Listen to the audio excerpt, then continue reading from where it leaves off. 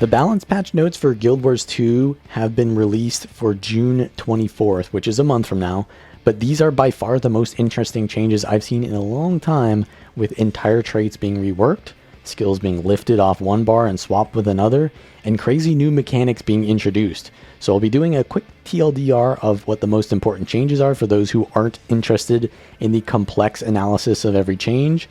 Then afterwards, I'll go over all the changes and offer my opinion on how it will change the game and if those changes are ultimately good for the game. If you're interested in seeing updated builds with these changes, as always, check out guildgen.com for fun and effective playstyles for all game modes. It may take some time to test and judge whether the current builds need to be changed, but when they do happen, you can join the Guildgen Discord to know when things are updated. And as always, if you enjoy this content, then like the video and subscribe so you can see all these creative applications to the builds and classes. So let's get started on Elementalist. First, we've got the hammer. Pretty much all of these are hammer skills. They all got increased damage coefficients in PvE, so higher DPS on hammer PvE builds. Then we've got more condition cleanse options, because cleansing fire, which was before it was not a stun break, now it is a stun break, and that was kind of the main reason why you couldn't use it. So now you can use it because it's a stun break, and it's a condition cleanse skill. The Ether Renewal also is going to increase in healing quite a bit, and this was also a good condition cleanse option. The Elemental Bastion trait is now going to give Alacrity when providing auras, so now you can give Alacrity at range as a heal Tempest, because you can give auras at range, whereas before you can only give Alacrity from overloads, which was in melee range or around you. So now you can heal from range and give Alacrity from range, which is very powerful for those PvE encounters where your healer needs to be split from your group, but they can still provide support to them now and boons.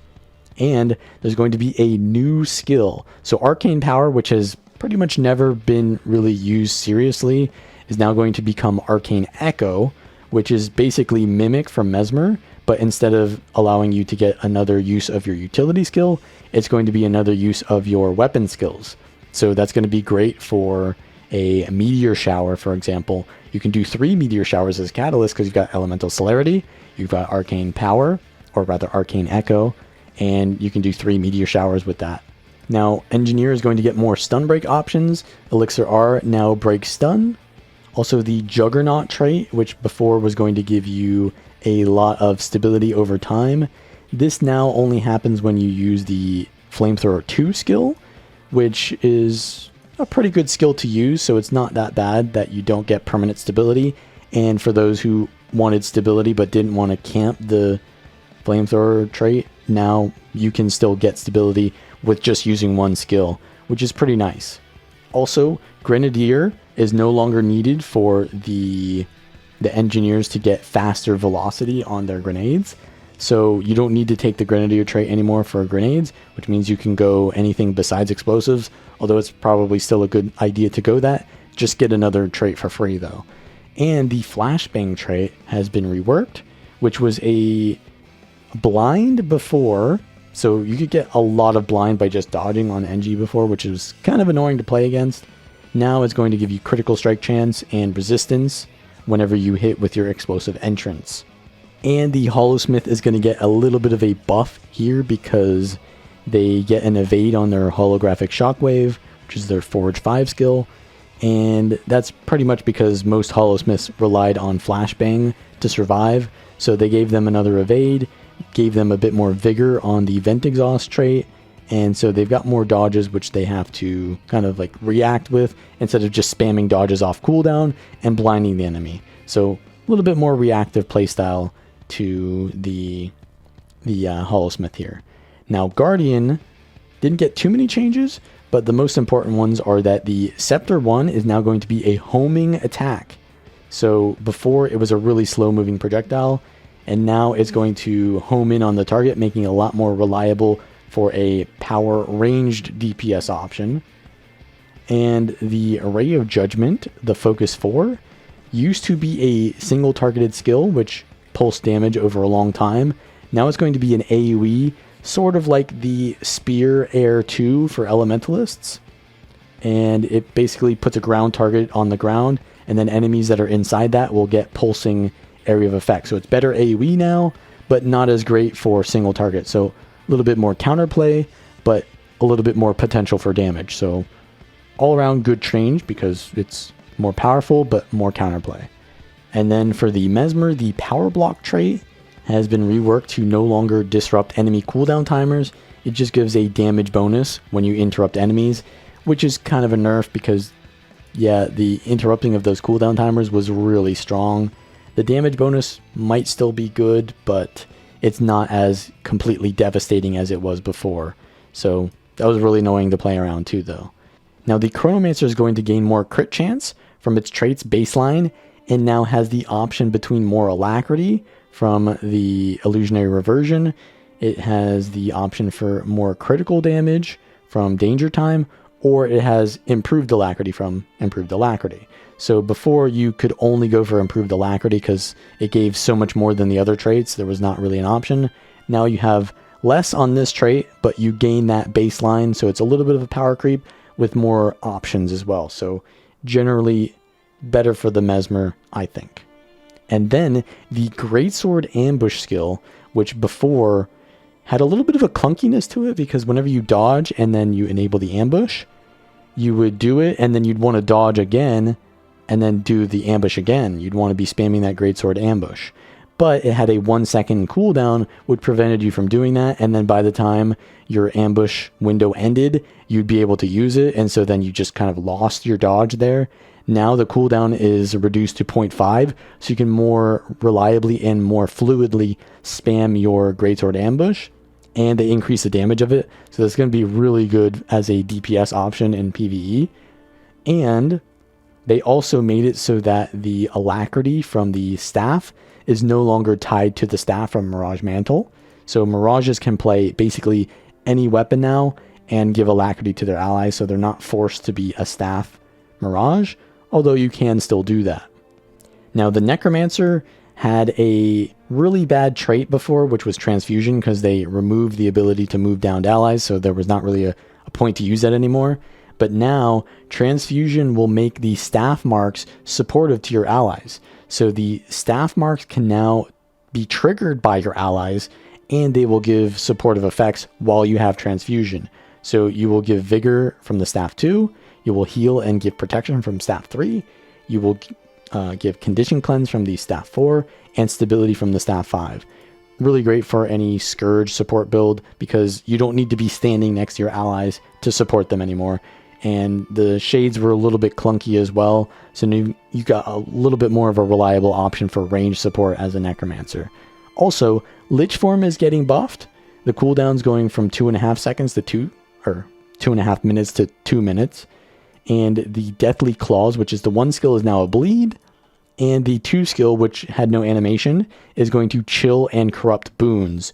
So as a Condi Reaper, this could be pretty good because you now bleed and chill, which can also give bleeding, which is going to be more condition damage in Lich form, although the Lich form was never really a great option for condition builds. Now it is going to be a decent option when all of your skills are on cooldown, maybe.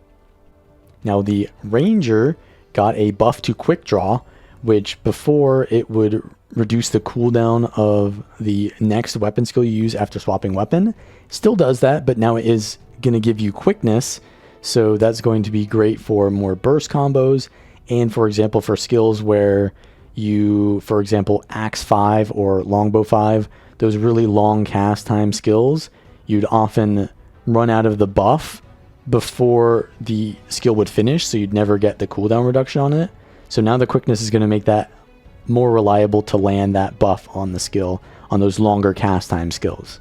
The Untamed trait, Restorative Strikes, is becoming Biorhythm for a more supportive, long-term, sustained playstyle.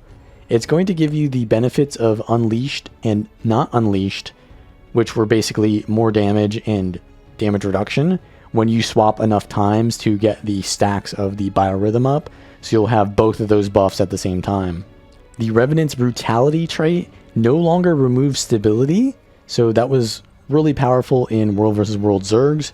The power revs would be removing a lot of stability to help you break through those big boons of stability so you can actually CC people. Can't do that anymore. It was pretty powerful, but now that's not there anymore.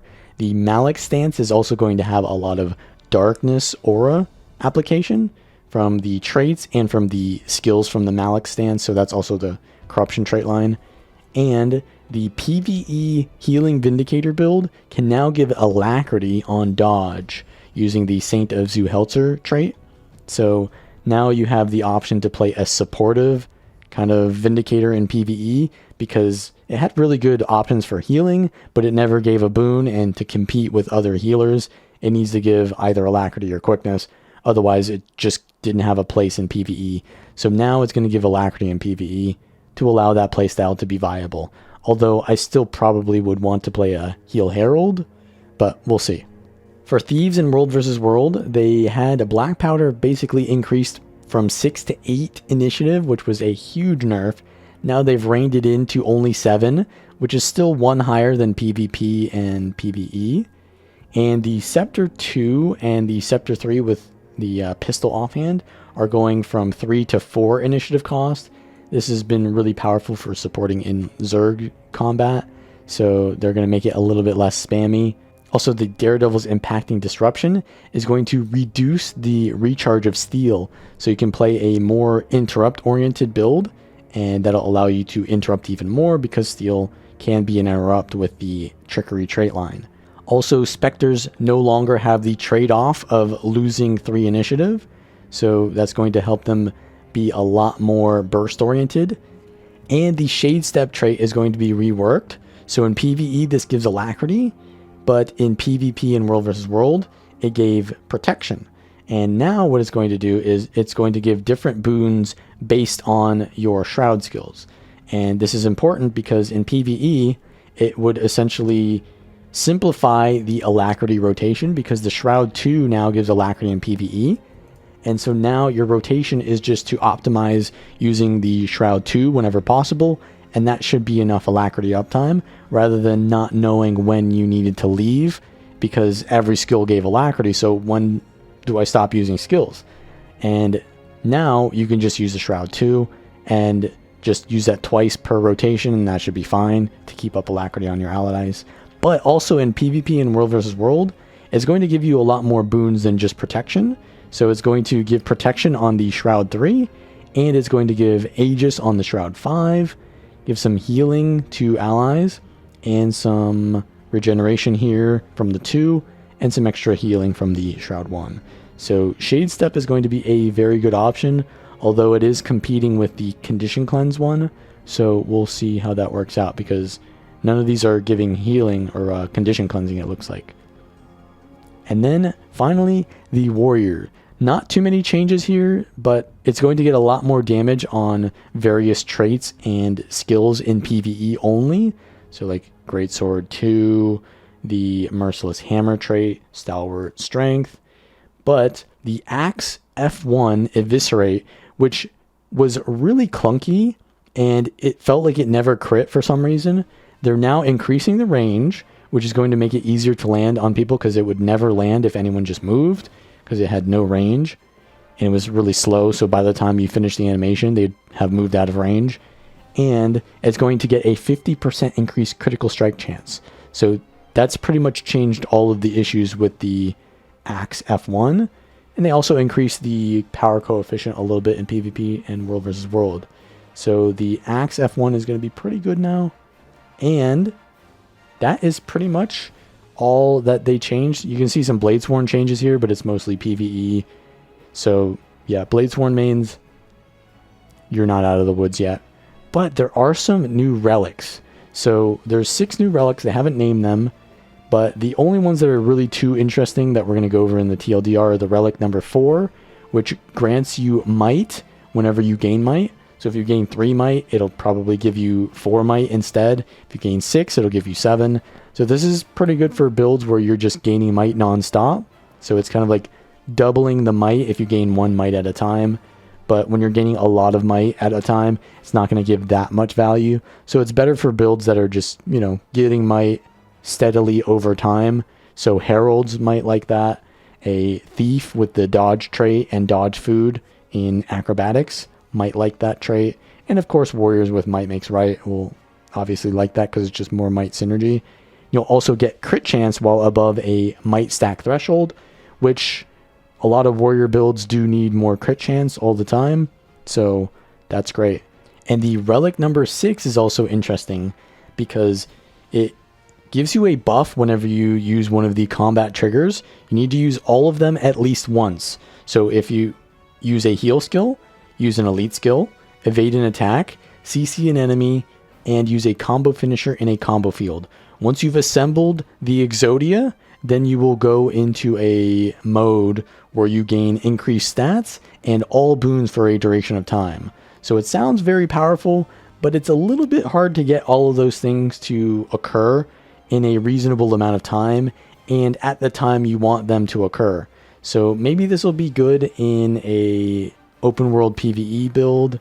Maybe it will be good on the Signet Catalyst build, which is the most oppressive world versus world roaming build right now.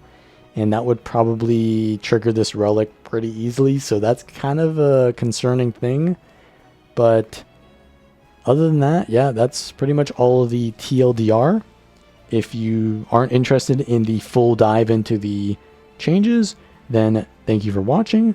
But now we will start at the top again and go over all of the changes.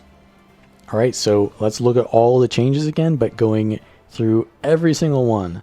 So we don't need to go over all the changes here for Elementalist because pretty much all of these are just adding power coefficient to hammer skills in PvE.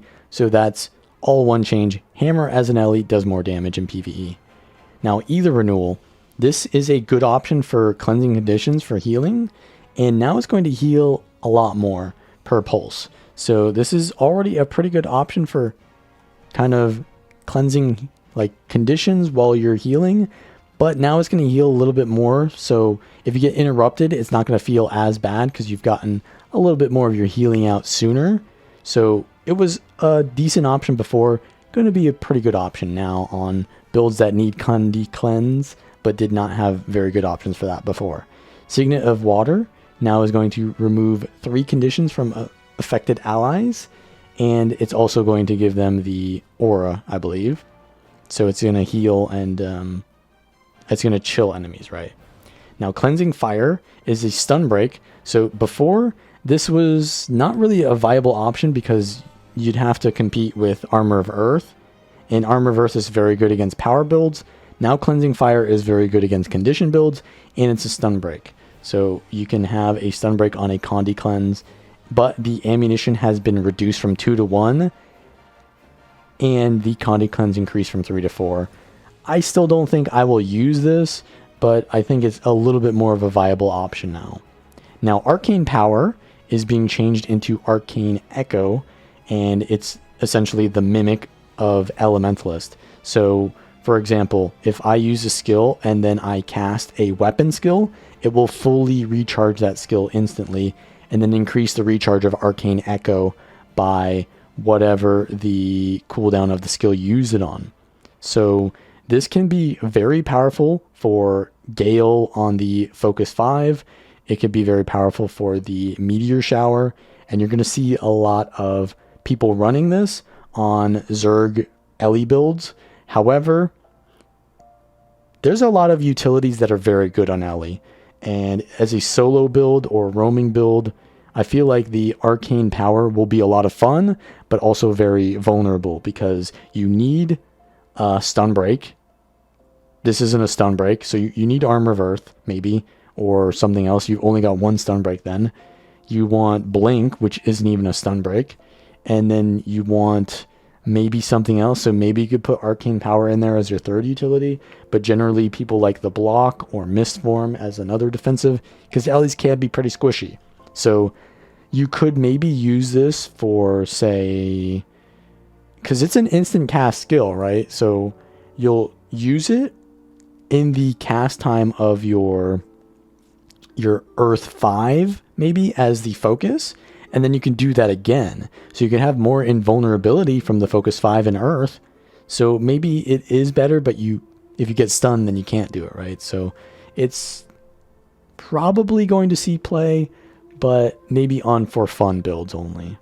Then Glyph of Elemental Power is going to be reworked, so it now does damage and burning to nearby enemies when in fire, remove condies from nearby allies in water, daze nearby enemies in air, and give barrier to nearby allies in earth.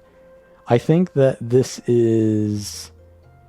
If it doesn't give you the damage increase, I feel like this is not going to be great. It doesn't say anything about removing the damage, so it might be good still. I think it still probably gives the damage, but it doesn't say anything about that. It just says it's reworked. So I assume that it doesn't give what it gave before. If it does give what it gave before in like the damage on your next 5 skills, then it'll be probably still good. But before it didn't really give anything too interesting. It was just like condies per your attunement. Now, Pyromancer's Puissance is being changed so that you no longer lose might whenever you do the flame expulsion. So you'd leave the fire attunement, and then it would make you lose might stacks to gain a burst of damage. But it was kind of weird because you'd gain damage but lose damage. So it wasn't great on builds that wanted to keep those might stacks. So now you're going to keep those might stacks. So this is a really good option now, very powerful. And now Blinding Ashes is being reworked into Inferno. Burning now scales with power instead of condition damage, but at a reduced rate.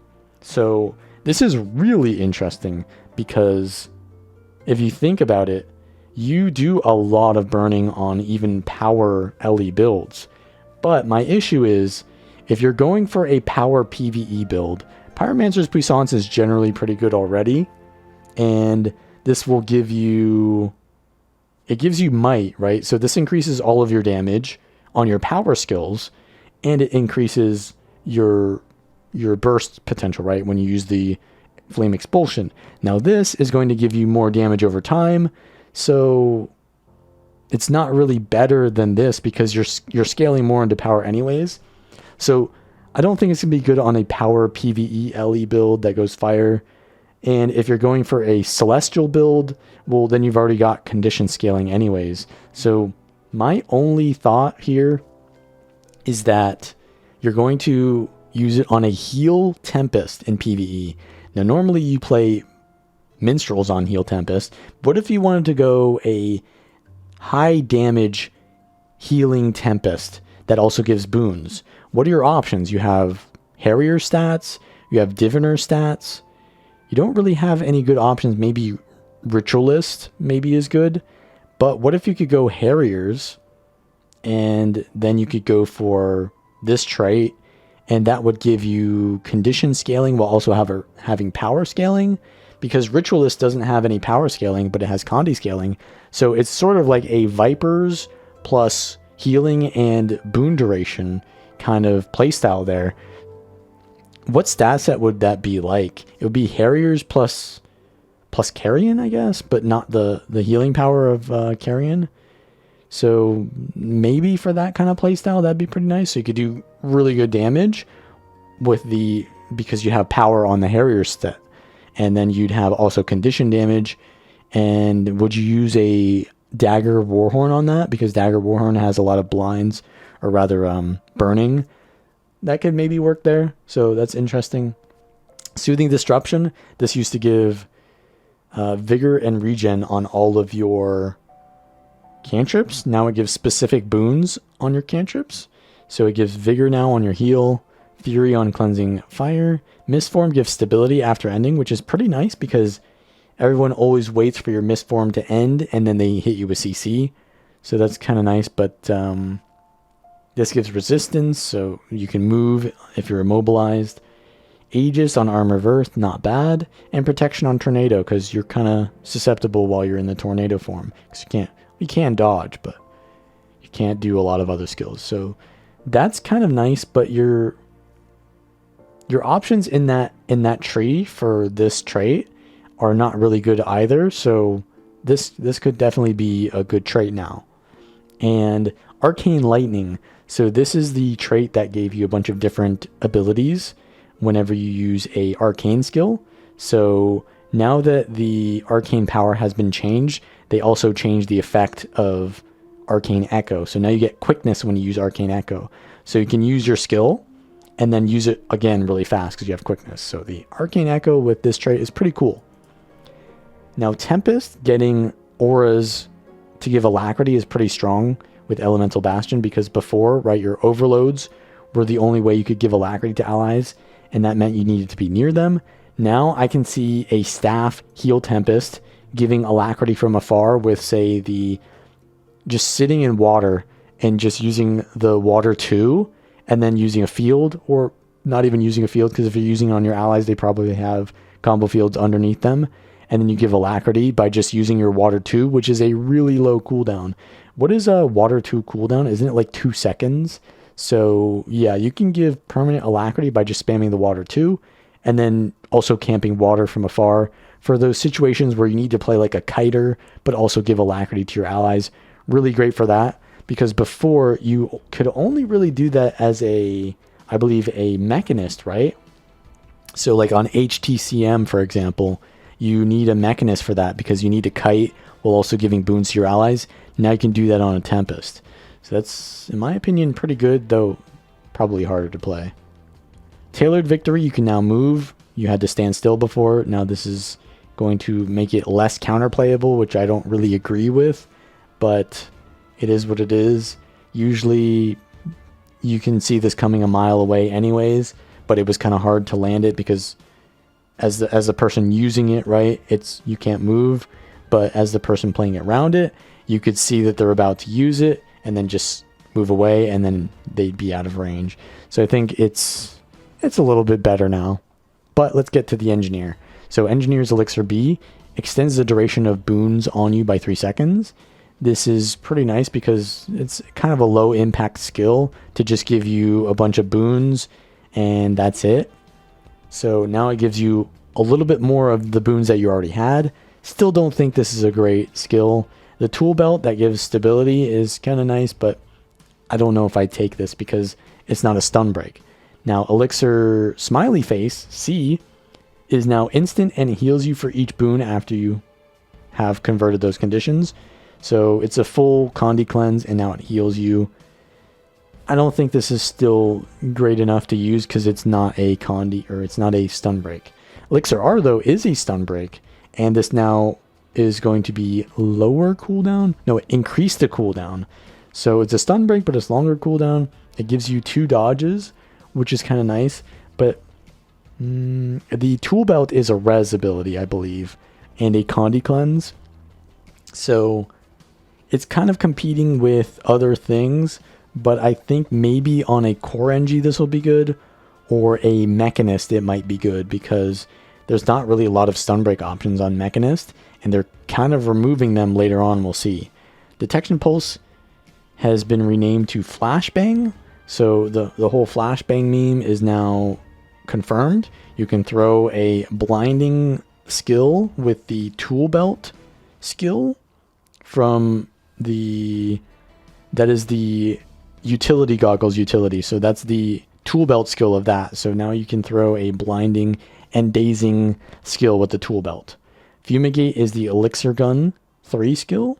It now removes conditions from the user when initially activated. So before this could only heal or support allies, and now it can help you a little bit as well. So it's a little bit better for more selfish fight on point builds for PvP engineers that would use the Elixir Gun to put AoE on the node so they can sustain and pressure enemies. Now the bomb kit is getting reduced damage on the 1 skill, but they're changing up everything. So it's going to have more burst damage on the 2 skill, which is a burn, and it's going to have galvanic bomb. So this was the confusion bomb. Now it's going to set an explosive that electrocutes enemies, dazing them. So the 3 skill is a daze now, no longer confusion. And the 4 skill smoke bomb is instant cast. So this was the blind pulsing AoE. So if you're stunned, you can use smoke bomb and you can blind enemies. So you get stunned and they can't really burst you because they're getting blinded. So that's really powerful. But it's been moved off the bomb kit into the tool belt slot. So even if you're not on the bomb kit, you can use this. So it's really convenient and going to give Engineer's a little bit more survivability if they go for the bomb kit, which we'll see if that's good. Magnet Bomb is going to replace this. Magnet Bomb sets an explosive that pulls in enemies after a delay. So now that's the 4 skill. So we've got a daze on the 3, and now the 4 is a pull. So a lot of CC on the bomb kit, because the 5 is also an immobilize, right? A lot of CC. That can be great for some combos. Big ol' bomb is now... Okay, so the glue bomb was the 5 skill. So you don't have the immobilize anymore. You have big ol' bomb there. So that's still a CC. So we've got daze, pull, and then knockdown with the big ol' bomb, because it's being changed from a knockback to a knockdown, which honestly, I like the knockback. That was pretty cool. So, but I think they have issues with decap builds, and they don't want people using knockbacks for decap builds. And the radius is now bigger on big ol' bomb. So this covers the entire node in PvP, which is going to be very dangerous. So bomb kit may be useful for an engineered duelist build. We'll see. Flame blast. This is the 2 skill, I believe. Oh, so earlier I said the napalm was what? Yeah, so I said earlier that the napalm skill was the 2 skill. So it's actually the napalm skill is the 4 skill. But yeah, this is the 2 skill. And it no longer passes through enemies, and it explodes. So before it would pierce enemies and then try to hit the ground behind them. Now it will just explode when it hits an enemy. So that's kind of nice. It's easier to aim it, and it increased the power damage of it quite a bit. And that's not in PvE, but this is in PvE.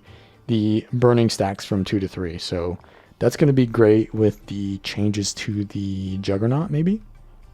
Smoke Vent, which was the 5 skill, used to be it was a stun break, which was a weapon skill. So it was a kit weapon skill that was a stun break. So really unique, because there's not many weapon skills or, skills on the left side of your bar that were stun breaks. Usually utility skills were them.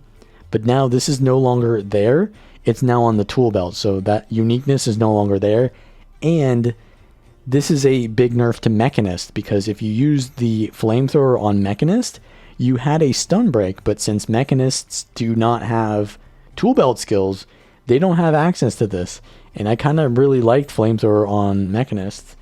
So now they're losing a stun break. Kind of a big nerf there. But napalm has been moved to the 5th slot. This was the fiery AoE on the ground. And it now supercharges your flamethrower, damaging and burning enemies in a cone in front of you. So this is a little bit easier to land now, but not as great, because before, not as great damage on like immobile enemies, right? Because you would put this down and it would just keep pulsing. Now it doesn't do that, but it's more burst oriented. So better for PvP probably, worse for PvE. Now we have the 4 skill, which used to be the Smoke Vent. Yeah, so this used to be the 4 skill that was moved to the 5th skill. This was moved to the utility tool belt. This is the new 4 skill. Stoke the flames. Gain quickness and might while burning nearby enemies. So flamethrower is going to be actually pretty good in PvP for just putting out tons of damage in a melee kind of range area. Not so great for, I don't know if this is a nerf for PvE, but it seems like overall, yeah, it could be still very good for PvE. But remember, there used to be a tool belt skill for flamethrower that made your next 5 attacks give burning. So it didn't say anything about that skill, but that's now gone because this is now the tool belt slot. So there were these one-shot kind of burning engineer builds that would use that, and then they would stealth, and then they would hit you with another like burst combo. And since all of that burning happened on all those skills, they'd put like 9 to 10 burning on you, and if you didn't cleanse that within 2 seconds, you might have died. So now that's gone. A little bit more interactive, I think, because you can see things coming now, because they have to use multiple skills. I don't know if they put an animation on the 4 and the 5 skill, but I'm going to guess that you can't just use them at the same time. If you can, it's still going to be pretty good burst then. But I think it's going to be pretty good for like duelist NG builds, and maybe the PvE flamethrower builds are still going to be good. We'll see how much actual burning they give.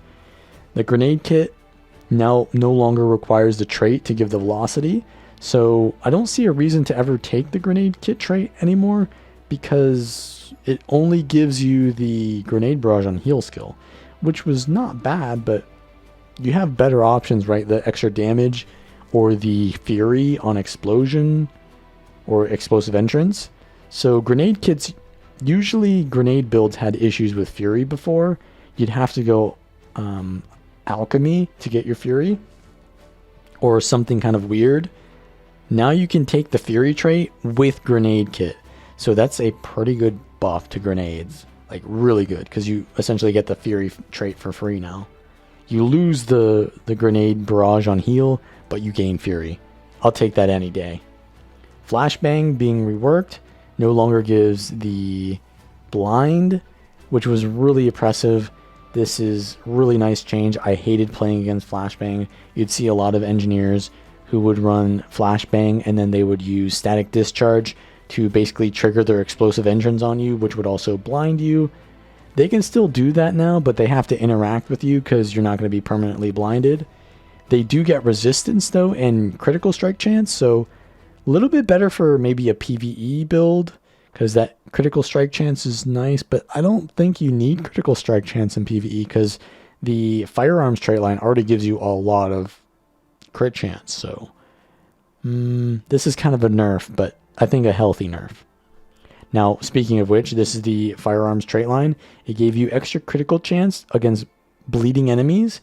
Now you gain fury when you inflict bleeding on an enemy, and fury has increased effectiveness. This is a pretty nice buff for PvE because this is a minor trait here. So you get this just by going into firearms. So you'll get that extra, you'll get fury first of all just by going into firearms, which before wasn't guaranteed. And you will get the extra crit chance, I believe. Without, no, you would have got this before if the target was bleeding. But now, if say someone else is giving you fury, you don't need to bleed the enemy. So this is great for power builds that are not necessarily bleeding enemies, although you probably will still anyways. And say, for example, someone was giving you fury, you'd still get the entire crit chance that you need. And it'll make it show on your stat window as well, because the stat window shows your fury gain, whereas this before was not showing your stat window because it was applied when you hit the enemy who's bleeding. Now you don't need to hit the enemy who's bleeding. You get that crit chance from just having fury. So that's a pretty nice change. Not a big deal, but it's a little, it feels like a little bit of quality of life for Theorycraft.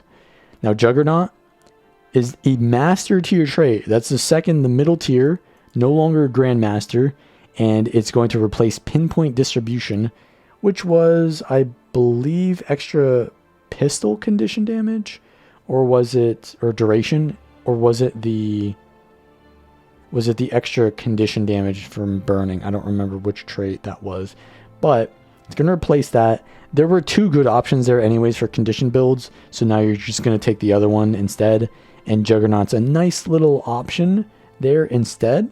So it no longer pulses stability when you're permanently in the flamethrower kit, but you're going to gain it when you use napalm, which is now your 5 skill, right? This is now your 5 skill. So you just use napalm, which is going to burn enemies in a large cone in front of you. So you gain stability when doing that. And I don't know how long the cooldown is going to be, but it's currently a 25-second cooldown. So you're going to have a lot less stability than before, but it's going to occur when you want it instead of just constantly over time. And you can take another Grandmaster trait instead of Juggernaut. So now you can take the burning trait. So you can have Juggernaut with the flamethrower stability, which is still going to give you might, I believe. It doesn't pulse stability, but it still pulses the might, I believe. So you're still going to get the might, and you can also take the burning trait Grandmaster. So potentially better, but potentially worse depending on your playstyle. I think it's a little bit more healthy though. Perma-stability was not very interactive. Now, this is the new firearms Grandmaster trait. So this replaced Juggernaut. So we got rid of pinpoint distribution and we replaced Juggernaut with this, which is going to grant quickness and stability when you disable an enemy. So we can get stability from the flamethrower and we can get stability from disabling enemies. So that is pretty nice. Though I'd have to think what build would want to go firearms with a disabling build and get quickness and stability. Probably, yeah, on the flamethrower 3 you have a disable. I'm just trying to think of what build would actually play this trait. I mean, it sounds like a good trait. I just don't know where it would be instantiated. Otherwise, though, seems good. Iron-Blooded. This used to just give you passive damage reduction per boon you had. Now it's been reworked to chain reactivity. Successfully comboing a field with a blast or leap finisher grants you barrier. So combo finishers and all that kind of stuff in combo fields really easily accessed on any kind of engineer build. So we need to blast or leap in them to get barrier, and then you'll get a larger barrier and might every third time you trigger this. So we need to know the actual numbers for this, but as it stands, this is competing with the healer trait or the trait that gives you boons when you cleanse conditions. It actually gives you boons instead. So this is a little bit more of a selfish trait for alchemy. So I think this will probably be used in more 1v1 oriented builds that were using alacrity, because the other traits are a little bit more supportive oriented. Yeah, so this is a good option now. Gadgeteer. This used to make all of your gadget skills have different effects.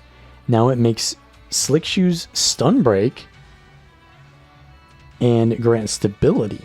So your Slick Shoes were never a stun break, but they had super speed, which was your tool belt skill, which was a stun break. So now you have 2 stun breaks on Slick Shoes, which is really nice. And you're going to get stability on it as well, which is going to allow you to move around with those Slick Shoes and put the slick on the ground without being disabled. And your utility goggles now is going to grant barrier instead of protection.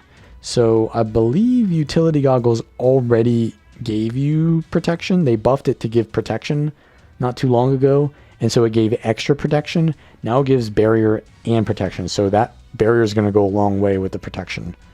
And then holographic shockwave. This is the Holo 5 skill. It now evades.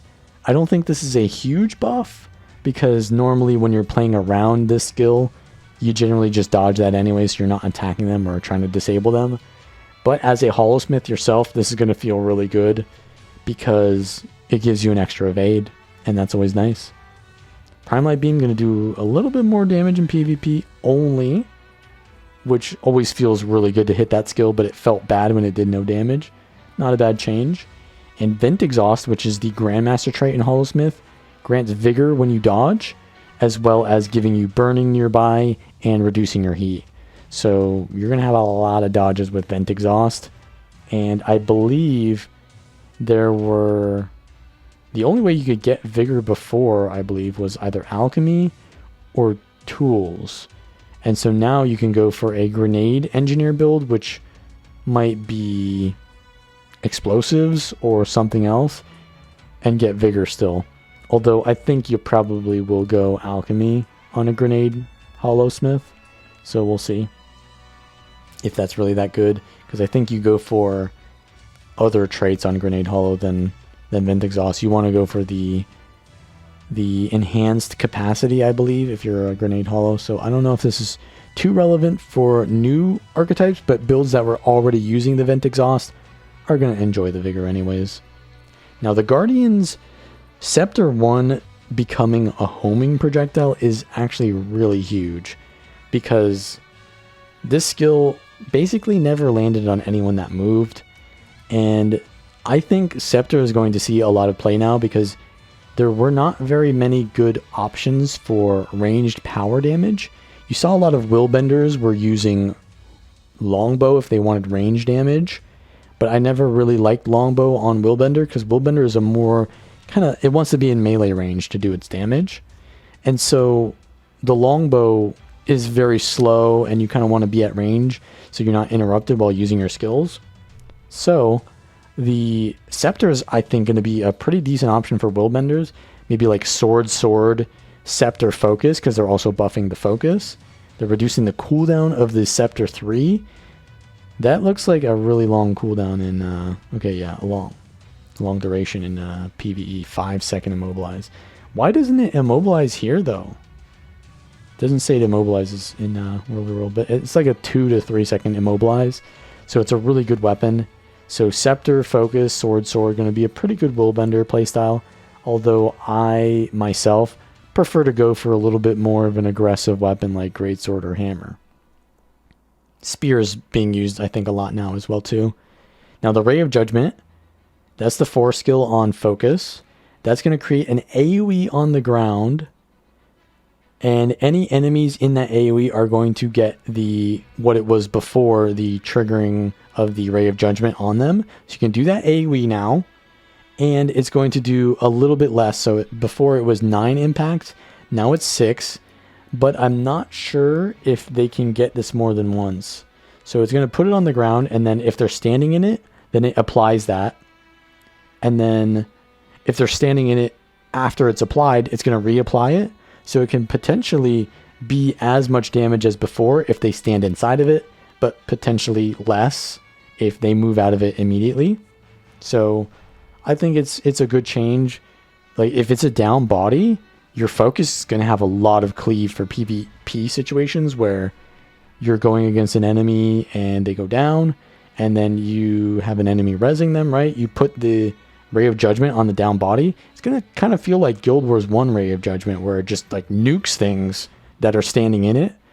I hope they do a bit of an animation change where it is a lot bigger because as it is right now, it's such a small beam. It doesn't look like it does any damage, even though it does kind of do good damage. I hope they make it larger where it looks like the Guild Wars 1 Ray of Judgment, which is really cool looking. And in PvE, it's going to do more damage. Not in PvP, though. So Scepter, what you're going to do is you're going to use the Scepter to immobilize them, and then you're going to put the Ray of Judgment on top of them. That's going to be really scary. I don't want to fight against that, but I do want to play as that. That sounds fun. Now, Shield of Wrath, reduced cooldown. Pretty nice. That's the Focus 5. Leap of Faith, Greatsword 3, getting a little bit more healing, not too important. Symbol of Resolution is doing more damage on the first strike, which I really like because usually what you'll do on the Greatsword is you do the Greatsword 5, pull them in, and then Greatsword 4 into Greatsword 2. Before, what you would do is you'd Greatsword 4 and then pull them into it because it did damage over time, and so you didn't really want to be using the Greatsword 4 after your Greatsword 5 because you want to use the Greatsword 2 while they're getting pulled into you. Now you can do Greatsword 4 into Greatsword 2 and it feels a little bit better. So the combo is going to be, I think, a bit more... I think it's just going to do the same amount of damage, but you don't have to precast the Symbol of Resolution. I think it's just going to be easier to play, maybe. Binding Blade, this is the Greatsword 5. Projectiles from the skill can now only hit their original target. So what you could do is maybe there's 5 targets, but you stand inside one, and then you do the Binding Blade. It would shoot 5 projectiles at the 5 targets, but since you're inside one of them, it would hit one target with 5 of them and do a lot of damage. So you can't do that anymore. That was a great PvE tech. Now it's not going to do that. So it's a little bit of a PvE nerf, but I think this is a PvP buff because now you can more reliably hit targets, but also you can't randomly hit people with the wrong projectile, which would mean if, for example, you're shooting 5 projectiles out, but the one that's intended for the target doesn't hit them, but the one that isn't intended for them hits them, you'd still be able to pull them. So I think in some niche situations it's a nerf, but overall it's a buff for PvP and a nerf for PvE. But also increase the maximum pull distance from 450 to 750. So that's going to be really weird because the pull is already really fast. It's going to yoink people from further range at the same speed. If it stays the same speed, it's going to yoink them really fast, and that's going to look really funny. But that is a pretty nice change. So power coefficient increased in PvE. Okay, so they nerfed it, but also buffed it in PvE. Line of warding, that's the staff 5 that creates the line that you can't pass through if you don't have stability. 1 second cast time reduced to 0.4. That's, in my opinion, that's not a great change for the game because it's such a powerful skill. I think it should have a cast time. They made it so that you can use it while casting it, so you can already kind of increase the range of it with the retargeting with instant ground targeting, so that you can basically use it while moving to keep extending its range. So the cast time wasn't that big of a deal, but it's now going to be less counterplayable now, I feel like, and it already had pretty good usability after they made it able to be used from while moving. So that's a pretty big buff, but I don't think it was warranted. Signet of Wrath is now going to inflict burning as well as immobilize. I don't think that's too big of a deal. You're probably not going to run this anyways. And Signet of Judgment no longer burns, but gives blind and weakness, so it's a little bit more defensive, which makes more sense because this was supposed to be a defensive thing, right? It gives you damage reduction passively and damage reduction on active. So now it also prevents damage as well as mitigating it. So it's a pretty good defensive option, and it's a stun break now, I believe. Yeah, might be a good stun break. I'd rather use Save Yourselves as a long cooldown. Stand Your Ground is a long cooldown.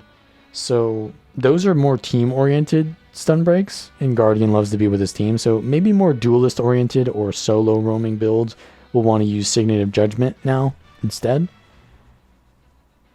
Such a low cooldown. But yeah, Shield of the Avenger now gives protection. I mean, it blocks projectiles and now it gives protection, so it's not useless in most situations, because before you would use it and then no projectiles would happen. So now it has some use. It gives weakness as well already. So weakness and protection, going to be pretty tanky if you use this, but I don't see an application for it yet. Maybe a support guardian will use this, but a support guardian usually wants shouts and mantras, so who knows. And then Heavy Light now applies its bonus damage against enemies that are exposed. So if you're running this trait in PvE, you don't really care about that because generally you're going to get the Defiant damage bonus. But you also get the bonus to disabled foes, which is 5% more. So maybe you get that extra 20%, or that extra 5% giving you 20% damage instead of 15% when you are hitting exposed enemies.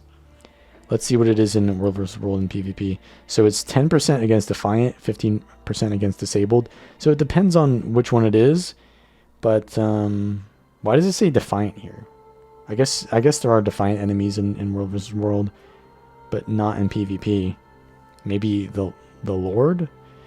But yeah, if it gives the 15% on Exposed, which I think it will because it's going to be more, not permanent, but more burst oriented, then that'll be pretty good buff for PvE because you generally use your F1 then do your full burst, and then you maybe will take that one trap that gives you reveal on the target, might increase your damage too, but it's competing with the damage trap, the spinny trap, the spinny sword, and then the power signet. So I don't think you'll be going for the reveal trap in PvE. So this is not really too relevant. Mostly a PvP change, I think. Now Mesmer. The staff skills are getting reduced cooldown in World vs. World in PvP, which is not bad. You generally use those skills and then you have nothing to use. And this makes it so that you can basically use Chaos Armor every time you swap into your staff, right? Because it's a 20-second cooldown. It takes like 18 seconds to swap out and then back into your weapon. So that makes that a little bit more like defensive ready, because if someone's jumping on top of you, you swap to your chaos armor, right? And it's available. Whereas with a 25-second cooldown, it might not be off cooldown. More reliable defense, because chaos armor gives you blind on nearby enemies, and it can give them, you know, weakness and you protection. Chaos Storm, though, is still going to be a little bit of a long cooldown, but not as long. Now, Axis of Symmetry, this seems like a little bit of a weird interaction where it'll interrupt them, which is the Axe 3, when your clones are all going towards the target if you dodge in the animation, even though it was already in evade. So I'm not really sure what that ever was, but I guess that's kind of a buff if it was an issue before. Furious Interruption, this is the domination trait that gives you quickness whenever you interrupt an enemy. Now it gains might as well. Power Block, now this gave weakness and a damage hit and increased the duration of their cooldowns by 15 seconds whenever you interrupt someone when you have Power Block as a Mesmer. And the normal cooldown when you get interrupted is 4 seconds. So if you get interrupted on your heal skill, you were just destroyed before because you lost a lot of sustain and you might just die before you get your next heal off. Doesn't do that anymore. Now it just grants you a damage bonus when you interrupt an enemy. I don't know if it gives weakness still and that extra packet of damage, which never could crit. But if it doesn't give those, then this could be a pretty hard nerf. I think it's a nerf either way, but maybe not a bad nerf if it still gives the weakness and the packet of damage as well as the damage bonus when you interrupt an enemy. Evasive Mirror. This is the dueling trait that gives you reflect whenever you dodge. Now it's being reworked to Wandering Mind. When you cleanse a non-damaging condition, so non-damaging conditions like cripple, weakness, so you're going to cleanse that and gain swiftness when you evade an attack. Is there an ICD on that? I think in PvE it's going to be the same ICD, and it's still going to be 10-second ICD in World of World and PvP. That could be pretty good, because there are a lot of Mesmer builds lack condition cleanse. I don't know of any build besides maybe an Inspiration Mesmer that has good condition cleanse. And so this trait is competing with the blind on F2 shatter trait, and it's competing with the sword trait. So if you're not using sword and you're not playing a condition shatter build, then this is going to be your option, right? And this is also really nice because they're removing the mirror trait, which was really annoying because it was just random reflect sometimes if they evade and then you reflect on yourself. They didn't really intend it. So this is a nice change, I think. Chronomancer now. So Flow of Time, that's the minor trait. So this is a passive trait that you have always. Now increases the critical strike chance of you and your illusions when under the effects of Alacrity. This is really important when it says of you and your illusions, because your illusions have a different amount of crit than you because they don't get certain effects. And I think this is really good for PvE builds because it was hard to cap out on crit on your illusions, say for like a Chronomancer build that uses the Chronophantasma. Your phantasms would not have 100% crit, even though you would, based on whether you were gaining precision or you were gaining crit chance. So I'm pretty sure that this gives you that extra crit chance that you need to make those builds have more reliable crit chance. And just in general, usually Chronomancers would go assassin stats to make up for the fact that they didn't gain crit chance like the Virtuoso did. So the Virtuoso had really high DPS because it just got stats pretty much for free from the extra Fury. But now you're going to get that extra stats on Chronomancer. So Chronomancer DPS builds are going up in the stocks. And so these are the Master's traits here. So Danger Time was the one that gave you crit chance when you're hitting an enemy that was slowed. Not very reliable, even though you could generally on like a PvP build burst enemies and slow them during your burst. But I think this is mostly a PvE trait now. So now it just gives you critical strike damage to slowed enemies. And before, this was not really a viable trait because you had to go for improved alacrity, because this gave critical damage and improved alacrity. And then illusionary reversion just gave extra clone generation. So improved alacrity was the only option really, because it was just better than the other ones. But now they gave the crit chance, so they took away the critical damage from this and gave it to danger time. And then they took the crit chance from this and gave it to flow of time, right?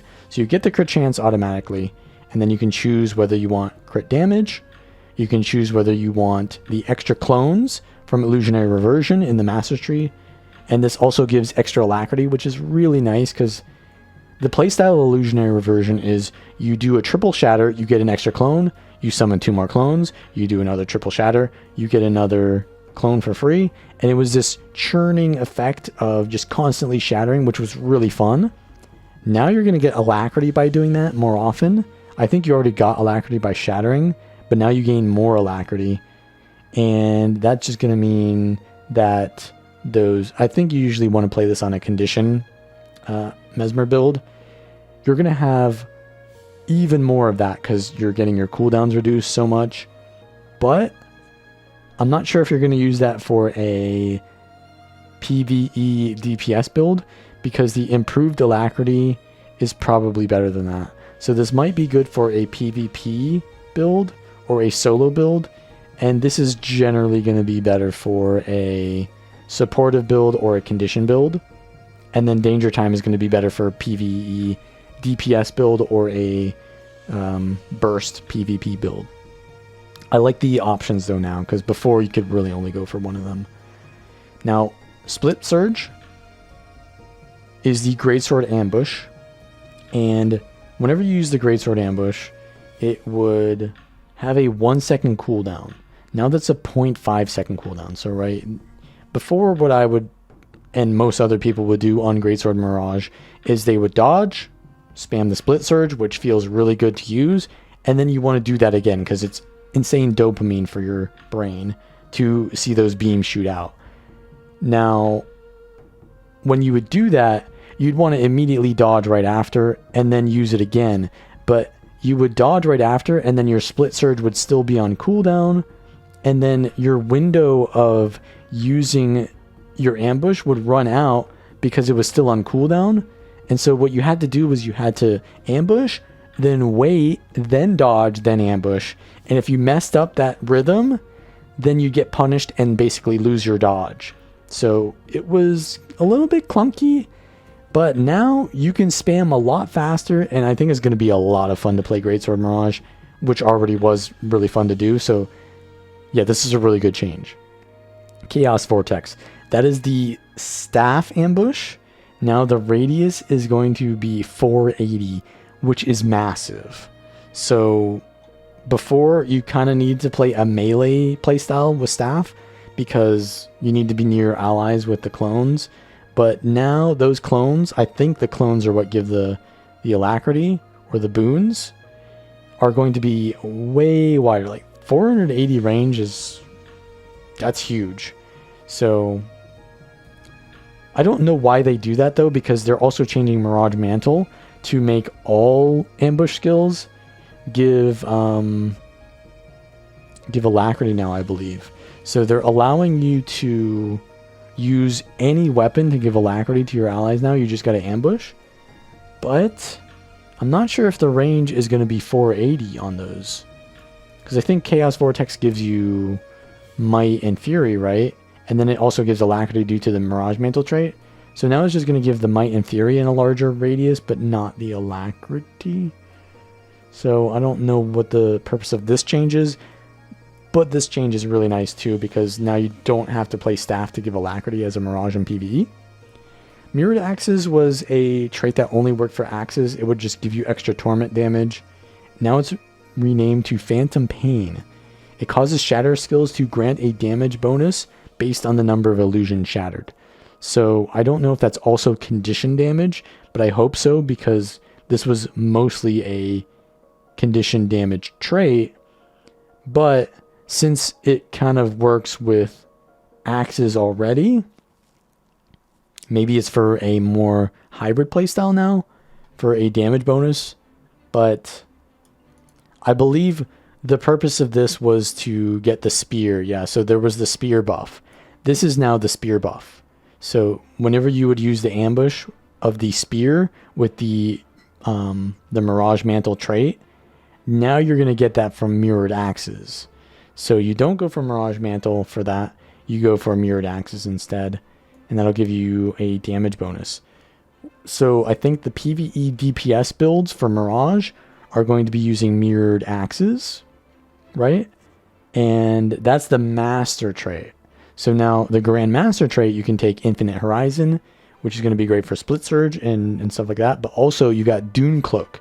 So Split Surge and Ambush kind of Infinite Horizon playstyle is one way to play for ambushes. But Dune Cloak is a Shatter playstyle, which whenever you shatter with 2 clones, it gives you Mirage Cloak to do another ambush. And basically they're going to make it so that whenever you gain Mirage Cloak, the cooldown of your F1 and your F3 are going to be reduced. So it's going to allow you to ambush more by shattering, but it's also going to allow you to shatter more by shattering, or just by dodging. So that's going to be a very fast-paced shatter playstyle. I can see a Sword Mirage really loving this, because the Sword Ambush gives you a clone. So you shatter, which gives you Mirage Cloak, which allows you to ambush, and that creates a clone. And then you can generate another 1 or 2 clones, either by using whatever you want. And then you just do it again, get that extra clone from using the Sword Ambush. That could be pretty cool, but I'm not sure if this will be better than Infinite Horizon for like a PvE Mirage build. I feel like it might be, although Infinite Horizon doesn't do that much damage in PvE because the clones do less damage on like a power build, but more damage on a condition build. So maybe this is the power trait. So you'll go for Dune Cloak and Mirrored Axes as a power Mirage in PvE. These are mostly PvE changes here, down here, but the Split Surge is going to be great for just all game modes, obviously. So yeah, Mesmer's got some complex changes. We'll see how that kind of pans out. Now, Necromancer has only really 2 changes here. It's the Transfusion trait, which makes your marks now able to be triggered by allies, which is really nice. So Staff is always just kind of a fun playstyle that worked out, and it would poke enemies down and allow you to constantly pressure pressure enemies from a distance. But now you can do that to allies. So Staff is one of the longest range weapons in the game because it has 1200 range, but also has a radius. So the radius is added to the range in a way because it goes, the midpoint of the radius is the range. So add half of the range to the radius, and that's the total range of the actual staff marks. So you can support allies from really far away. And now when you take the Transfusion trait, which was nerfed not too long ago to no longer make allies who are in the downstate port to you in the downstate, so you could easily revive them, which was a little bit too powerful for making PvE content invalidated, basically, because it was too easy to revive people and then the mechanics don't matter. So they nerfed that, but now they've changed it into a more supportive Necro playstyle, which is going to be great for people who just want to play support on Necromancer. So I'm going to see probably this being played for sure on a support Scourge. This is a Grandmaster trait as well, so this is competing with the Blood Bank and the Selfish Condi Cleanse. So yeah, this is going to be very good, I think. Or was it the Master tier? I think it was Grandmaster. Yeah, I think it was Grandmaster. Let's see. It's Grandmaster, yeah. So that's going to be great on the support Scourge build. And you're also going to get the effect of Vigor, Healing, and Protection Conde Cleanse, and Stability from the different staff marks. They're doing a lot of this recently where they have traits that change an entire weapon set, but they change the different skills in that weapon set with unique effects, which I really like. They did that with the... they're going to do that with Thief later on, you're going to see. And I think they did that with Ellie earlier on with the Arcane trait. I really like that, and I think that's a really good and fun and interesting way to go about changing the playstyle and making decisions on how you want to play. So I really like that kind of philosophy of making changes. Signets of Suffering, we're kind of going out of order here, but Signets of Suffering is just getting higher numbers, not too interesting. The Whale of Doom is losing its aftercast, quite a bit of an aftercast on that skill, so you're going to fear enemies and then be able to capitalize on it afterwards. Life Transfer, which is the core Shroud 4, has a reduced cast time. I believe it means it's going to be faster, not less effect, and it's going to increase the life force per hit. Maybe it is going to have less of an effect because they're increasing the effect, so maybe it's going to do less bleeding because it lasts not as long, but if they just make it faster, then that'll just be a pure buff. And then, yeah, so the marks having the allied trigger effect is nice, but they're going to have the allied trigger effect baseline on the staff too, because that gives regeneration baseline.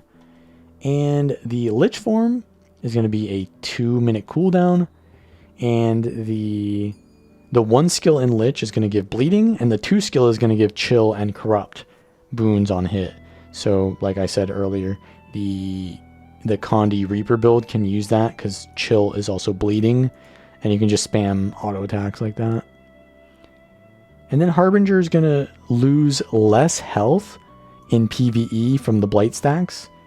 You could go really low on health depending on certain fractal instabilities, and in those situations you'd have like what, 9k health or even less.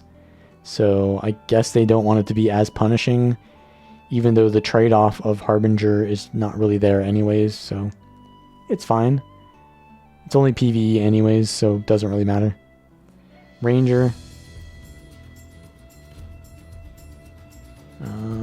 Throw Torch is a blind now, and it has 2 charges of ammunition. Torch is kind of a weird weapon because the bonfire doesn't do a lot of damage even if they stand in the entire thing. And so them making it do more damage at the start is a good change, but the total burning amount is still unchanged. So I don't know if that's still good enough to use it, though this change is pretty nice. I think that the blind is more useful than 1 stack of burning, because that's all it does. It's a long stack of burning, but it's still just 1 stack. But now you have 2 ammunition charges. Maybe if it gave... maybe if it gave like I don't know, cripple to help you kind of like reach the target so that you can use the bonfire would be better, but blinding makes more sense thematically, so I don't have an issue with it. Then quick draw now gives quickness. So the Axe 5 and the Barrage skill, Longbow 5, right? You'd want to get those with the quick draw. You want to get the more important skills on the quick draw first. I believe the quickness is going to occur when you swap weapons, not when you use the skill after you swap weapon. So I think it's going to help you land those skills faster, so that, because the buff only lasts for 5 seconds. So if you swap weapons and then you take 2 seconds to start casting Barrage takes like 3 to 4 seconds to cast, and quick draw triggers when you finish casting the skill. So it might not trigger before you finish casting the skill, right? And so you would just not get the effect. So if the quickness is at the beginning when you weapon swap, then that'll be good for reliably landing the buff that reduces the cooldown of those skills. Either way, this is one of my favorite traits in the game, and I do love to see it getting buffed. Quickness is going to be nice on like a Sikkim Soul Beast Ranger build, where you have quick draw on Greatsword and on Longbow, and so you can quick draw your rapid fire and have quickness on that rapid fire, without relying on you to, because like some people would run Celerity Sigil on their longbow on like a Sick'em Soul Beast, and they would do that to get quickness on the rapid fire, but then you couldn't quick draw the rapid fire. So now what you can do is you can quick draw the rapid fire and you'll get quickness on the rapid fire, and then you can do the next rapid fire probably not before the quickness ends, but still it'd be nice to get that first rapid fire with quickness. So I think that's going to be a lot of fun with a Sick'em Soul Beast Ranger build. Other than that, I don't know if this is going to be too great for Condi builds, because they generally want to go for light on your feet, which is getting buffed. So now the buff is 4 to 6 seconds for the extra Condi duration buff and the extra Condi damage. Is it Condi damage? Yes, it's actually just pure damage. So it's power damage and condition duration. And then that buff is going to last from 4 to 6 seconds now. And it will trigger whenever you use any skill that evades, not just the short bow 3. So they're making this still, it's a more of a short bow weapon or trait, because it gives you short bow recharge, but now you can use it with other weapons and still get the buff when you evade, like on the dagger 4 or the sword 3. Yeah. So I think quick draw is going to be good. Light on your feet is a little bit better. You're still going to use both those in the same situations that you would have used them in. Unstoppable Union. This is whenever you merge, it gives you protection and vigor. This was a little bit awkward because generally when you unmerge with your pet, you were very, like, you didn't want to merge with your pet when you're getting focused. You wanted to unmerge with your pet when you're getting focused, right? Because you generally go in, do your burst or whatever, and then you get stunned and you're already merged with your pet. And so it's like, well, I need to unmerge and then merge, which is a 9-second cooldown. So it's like you didn't get the protection when you needed it. You just got protection randomly whenever you're doing your burst. So this is nice because you get it when entering or leaving beast mode. So you get hit by a stun and you can mitigate that damage by unmerging with your pet. So a lot more like defensive play around that trait now. So that's a pretty nice buff. And the Cleansing Unleash now shows you when it's ready to do that. So when you unleash yourself, you can cleanse conditions, and you kind of just sat there spamming it because you didn't know when it was going to be off cooldown. Now you'll know exactly when it's off cooldown, so you don't have to spam the unleash swapping, which is nice quality of life. Now Restorative Strikes is being changed to Biorhythm. When you or your pet unleash, gain a stack of Biorhythm every interval, so I'm going to guess it's like a 3-second interval, and it will grant you a percentage of strike damages healing, which it already did. When you reach the stack threshold, I'm going to guess it's maybe a threshold of 3. You will gain the bonuses of Vow of the Untamed, which is going to give you more damage and more damage reduction. So I feel like this is really slow, but since it's giving you more of your healing whenever you do damage, it's going to sustain you long enough to get to this point in the fights. But it is still a very slow trait. This is one of the slowest traits I've ever seen, because the stack threshold, if it's 2, it's still pretty slow, but maybe not. If it's a 3, then we'll see, because it takes 9 seconds to get you that damage bonus, which is maybe not that slow, but yeah, takes a bit to get in there, and fights can be really fast. So maybe for like a duelist build, that'll work out. Now, Aggressive Agility. This gives you resistance currently whenever you use a mobility skill. So like Sword 3 as a Revenant, or Sword 5, or Staff 5. Really nice because it prevented you from being immobilized. And on certain skills like Staff 5, when you're immobilized, then you don't go anywhere with those skills. And so it prevented you from going, or even like the Vindicator's leap skills on the Luxon stance. That did not feel good to be immobilized. So now what you can do, you can't do this anymore, right? Now you cannot do that. So that's a big nerf in my opinion, because there's a lot less ways to get resistance. Now you only get resistance when swapping Legend stance.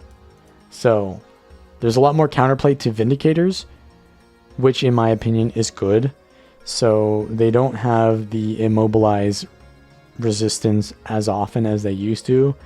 And you can kind of know when they have it, because if they just swap legend stances, then you'll see that you can wait for the resistance to run out, and then you can immobilize them, and then they won't have it for another 9 seconds. And Vindicator is the most powerful build in the game right now, in my opinion. So a nerf is always welcome, I think. Brutality. This gives you stability removal when you hit an enemy while you have quickness. No longer does that, and instead gives you more damage to enemies that have protection or stability. I kind of like this trait before because it counters boon spam and it makes it easier to kill Zergs. But generally the people who were using this were also Zergs, so I don't see a big issue in this trait being nerfed. But I do have an issue with, you know, it seems like ArenaNet really likes boon spam because they're just power creeping boons, and that's a big issue in the game right now. I like to see Minstrel's stats being nerfed or just less boons available and stuff like that, so that, you know, this isn't a necessary nerf in some way, or it's not a necessity to have this in the game, because it seems like it's not a very fair trait to have, because you just randomly lose stability, because it targets the boon, right? It targets the exact boon that they want to remove, and other than Thief, right, nothing really does that to stability. So, and Thief has a cooldown on that, whereas this just removes 1 stack of stability, and if you have 1 stack of stability, then you have no stability. So it seems like a pretty powerful trait that maybe is a little bit overpowered, but it needed to be in the game because there's so much stability on everything. But also at the same time, if you have like 9 stacks of stability, it didn't really do anything. So I don't know if I really care too much about it. Replenishing Despair. This is a corruption trait. It's been reworked. So it used to be a very weird skill where you would give yourself basically torment, but you would gain an extra pip of energy regen. So like risk reward. But now it no longer does that. And now it gives Dark Aura, siphons health from nearby enemies. So I think that is not very good anymore. Because before, what you could do is you could give yourself torment and then transfer it to the enemy. And that was a kind of an interesting playstyle, but generally no one really did that. But in PvE, they would just take the damage and you get healed by your healer and just get the extra energy regen, which means that you'd eventually be able to put out more skills. So I feel like this is not interesting at all, gaining Dark Aura siphons health from nearby enemies. It took a good PvE trait and a bad PvP trait and made it a meh PvP trait and just a terrible PvE trait. So I don't know. Permeating Pestilence. This will transfer conditions when you swap legends. Now it also grants a Dark Aura. This was the Adept trait, and this is a Grandmaster trait, so these can synergize with each other now. But it was, so you'll siphon health when you swap legend now if you take these 2 traits. Seems like very low impact for a lot of investment, but I don't know. This already does kind of a good effect of copying conditions on enemies.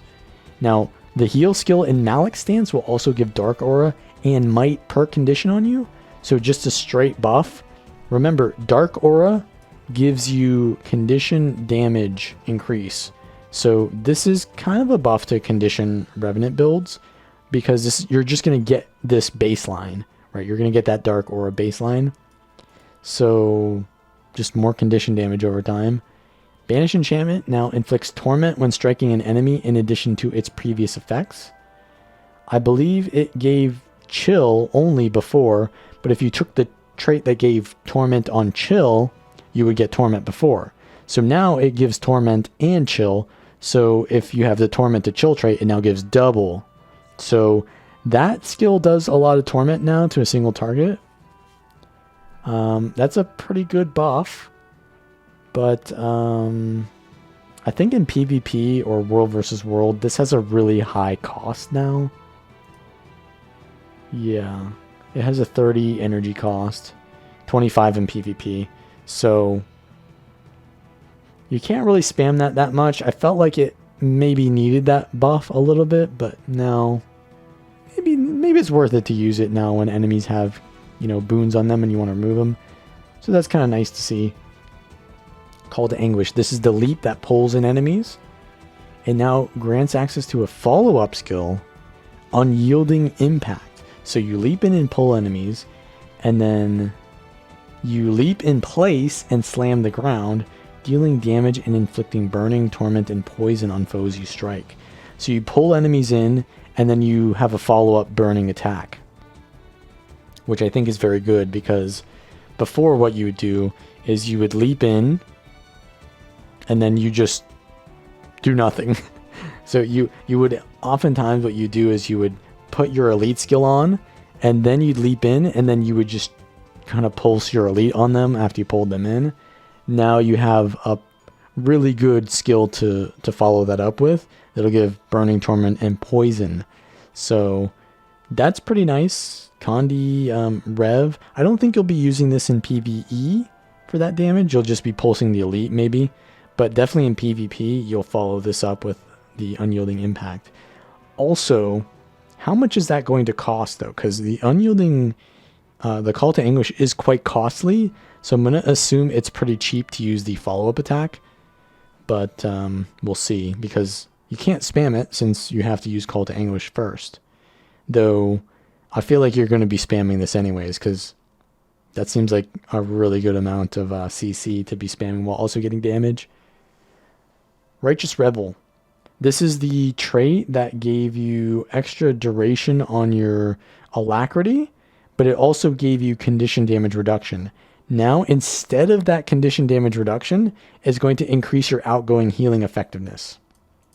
So, for healing renegade builds, this is a buff, because you'd give alacrity to allies with this trait, and now you can also give out more healing. So, you can play a heal renegade for alacrity. You can play a heal vindicator with alacrity because of this next change here that gives alacrity on the vindicator dodge. And you can play a heal herald. So there's a lot of heal options on Revenant now. You can play all three specs as a healer. And this is kind of a nerf for Revenant builds that use this as a solo trait, because it gave them more condition damage reduction, but I don't think it's a big deal. I think the trade-off there is maybe a good change. Now, Redemptor's Sermon. This trait has been reworked. It used to give you, whenever you were using your heal skill, I believe. No, whenever you were hit below 50%, you would heal and cleanse conditions. Now, whenever you use your healing skill, it will grant protection and heal nearby allies. So, easier to trigger it for a supportive build. Good to see. The alacrity, though, on Vindicator, I feel like that's pretty nice, because heal Vindicator is a pretty fun playstyle in PvP and World vs. World, but you couldn't really play it in PvE because you needed to have one of those boons, alacrity or quickness, to be a viable healer. Now you can do that, but I still think you're probably running a Herald instead of the Vindicator, because what else does a Vindicator give besides the healing, the barrier, and the alacrity now? I feel like this change isn't enough if they want that playstyle to be viable, because a heal herald just gives all the boons, including protection. I guess you could use the Kurzik stance to give protection to allies, and then that's about it. You could give protection and alacrity, and I guess fury somehow. I'm not sure. You're not giving any might unless there is that one trait. Yeah, there is that one trait in the Vindicator line that does give might, so you can give a little bit of might. And the heal skill of the, I don't know. Let me look at this. Vindicator. Can you give might on Vindicator? Healing and empowering yourself for each enemy struck. Does this give might? It does give might to allies. Okay, so the heal skill gives might. Scavenger Burst gives... Does this give fury to allies? I think it only gives you that. Pretty sure it only gives you this. not your allies. So, and this doesn't give allies, this gives you it. So, yeah, I still don't feel like that's good enough, because this gives protection to allies, this gives regeneration to allies, but no might. So I feel like Herald's maybe still better option there. We'll see. Thief. Death Blossom is more bursty now. It gives 2 stacks, but for half the duration in PvE only. Nice to see, because Condis that last for 15 seconds are essentially lasting 30 seconds with 100% condition duration. And if a mob is surviving 30 seconds, then it means that your damage is being delayed so much. So this is going to make the DPS a little bit more front-loaded, which is always better. It's never better to have slower damage than faster damage for no reason, as long as the slower damage doesn't just do more damage, but in this case it's the same but faster. Black Powder was nerfed to 8 initiative in World vs. World because perma-stealth was a huge issue. Now it's 7. I think that I think Black Powder being a 7 initiative cost isn't bad, but I think that they should make it in all game modes, PvP and PvE, if they're going to do that. So, I don't know. I don't agree that it should be different in different game modes, because it is 6 in PvE and PvP. And now it's 8, but it's going to go to 7. Shadow Sap, that's the Scepter 2. You can spam this on a Zerg in World vs. World, and you get combo finisher Blast. And if there's AoEs around in combo fields, then you get a combo finisher Blast, which you could trigger with the Caracosa Relics. So you could just spam healing on your allies, barrier on them, and protection by just pressing one skill. And that was just way too much support from a Spectre, so they've increased the initiative cost from 3 to 4. Not a bad change, so you can't spam it as much.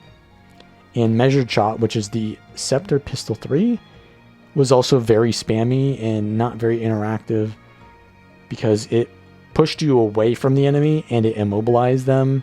So it was just really hard to catch up to someone that was just spamming this. So increased initiative cost is not a bad thing. Signet of Shadows grants Dark Aura in addition to its previous effects. So if you're running a condition-based Thief build that is very bursty with its conditions, what you would do is you'd burst them with your Condi build, whatever your combo is, and you'd use Signet of Shadows at the same time, which would apply vulnerability to increase the condition damage you deal, weakness and blind, which are just good cover Condis, and now it's going to give you Dark Aura, which is going to give you even more condition damage.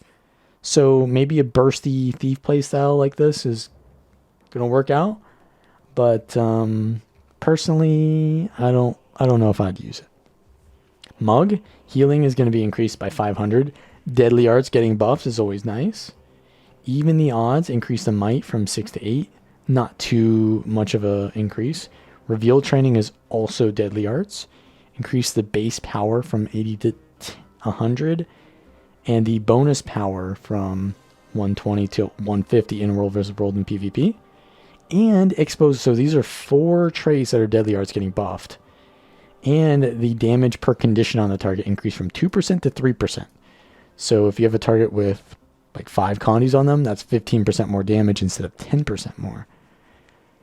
And as a Deadly Arts Thief, you can usually get at least 3 Condis on them, or maybe even 4 with blind, poison, weakness, and immobilize, maybe. So that's pretty nice. And that's a minor trait, right? So this is kind of nice. Oh, vulnerability if you steal to them, right? Shielding Restoration. So this is Shadow Arts now. It grants Dark Aura to allies in addition to Barrier. So that was whenever you use a healing skill, you're going to give Dark Aura. I don't know if that's worth it, because it's competing with the other 2 traits. One which gives you Cleansing whenever you go in stealth, which is pretty nice. Shadow Savior. This is whenever you Shadow Step to an ally, you heal them. Now you're also going to gain a Dark Aura when you steal. Oh, sorry. No, it's being reworked, so it doesn't do that anymore. Now you gain Dark Aura when you steal, and you heal nearby allies when you gain Dark Aura. So it seems like you have to go this trait if you're going for this one now. Cover of Shadow. whenever this is the Grandmaster. So this is the Minor at the top, or the Adept at the top. This is the Master at the top, and this is the Grandmaster at the top. So if you're going for a support Shadow Arts Thief build, maybe like a Spectre, then it looks like you want to go for all these traits for Dark Aura synergy. When you steal, you create a field around yourself that grants protection to nearby allies. So before you had to stealth them to give them protection, and now you just do it whenever you steal, and gaining Dark Aura removes conditions from nearby allies. So it depends on how many conditions. If it's one condition, that's not great. But I said that you wanted to take the condition cleanse trait before, but now you have condition cleanse by gaining Dark Auras. And you can also now gain a Dark Aura by doing blasts in dark fields, right? So say I'm a Spectre. I can use a Well. All the Well skills as a Spectre are Dark Auras. And then I can use my Scepter 2 into that for a Dark Aura finisher, right? And so what that does is it gives whatever the effect of the Well is, and then it has the effect of the Scepter 2, and then it gives Dark Aura, which also cleanses allies and heals them extra. So that could be an interesting combo that they're going for, where you can do, Well into Scepter 2, and then another Well into Scepter 2 spam. Or rather, what you would do is you'd Well and then spend all of your initiative into Scepter 2, get all the synergy here, because I don't know if there's an internal cooldown on this. You could probably just super cleanse, and then while you're waiting for your initiative, you save your next Well, use your next Well, and then use all of your Scepter 2 initiative into that. And that could be a pretty good supportive playstyle right there. So that looks pretty good buff there for, well, maybe not a buff, but a playstyle enabler. Because you are taking this instead of other traits, which would kind of do the same thing. But now the Distracting Daggers, like the Power Block trait, it used to increase the cooldowns. It no longer does that, but it gives you initiative, and it gives you a damage boost whenever you interrupt enemies with the Distracting Daggers. Escapist Fortitude, this is a minor trait for Daredevil. Whenever you evade an attack, it healed you. Now it's going to give you double that amount, which is pretty decent sustain. Although, I don't know if it really needed that. But I guess Daredevil is supposed to be a more sustained kind of playstyle anyways. Brawler's Tenacity, this is not a good trait at all, because it's competing with Escapist Fortitude. And it gives you 5 more endurance for your next dodge whenever you use a physical skill. So that's not really good enough to take over Escapist Fortitude now that that's been buffed even more. Impacting Disruption, though, is really interesting. It reduces your steel recharge whenever you interrupt an enemy, on top of also giving them an extra damage hit whenever you interrupt them. So I could see a build that spams Headshot with the sigils and stuff that triggers whenever you interrupt an enemy. And then this is just reducing your steel cooldown, and it kind of feels good to use steel a lot. So that's going to be fun, although it is competing with the trait that just gives you straight up more damage. So I could see it for a Dagger Pistol playstyle, yeah. Dagger Pistol generally kind of wants more damage for its burst, so it might want the other trait that it's competing with, but this looks kind of fun too. I'll definitely try it out. And then Impaling Lotus, which is the dodge Grandmaster for Condis that shoots out daggers. Projectiles from the skill can now only hit their original target, just like the Binding Blade Greatsword 5 for Guardians. That was in situations where you could stand inside an enemy and dodge and get all of those to hit one target. It was a lot of DPS and PvE. They've normalized that, so now it can't do that, can only hit the original target, but they've increased the Torment stacks from 1 to 2 and the Bleeding stacks from 1 for 15 to 3 for 10. So pretty big buff in PvE in situations where there's only one enemy. Maybe a slight nerf in situations where there's multiple enemies that you could get that very niche positioning to get extra damage. So I like this change in general. Although it was a cool interaction, it was not a reliable or something that you should expect people to play around. So that's a nice change for Condi Daredevil builds in PvE. Also, they also buffed the Dagger 3 skill, which is pretty much the only skills you use on that Conti Daredevil build is this skill and that skill. So they basically buffed the entire build because you only use 2 skills on that. So yeah, that's kind of nice. Unhindered Combatant. This is the dash dodge. You no longer get exhaustion, which prevents you from getting endurance back whenever you remove cripple when you dodge. So you're going to have more dodges as a thief. And they've reduced the exhaust duration from chill removal from 3 to 2. So cripple doesn't give it, chill gives 2, but immobilize, I believe, still gives 4. So yeah, immobilize gives 4, I believe.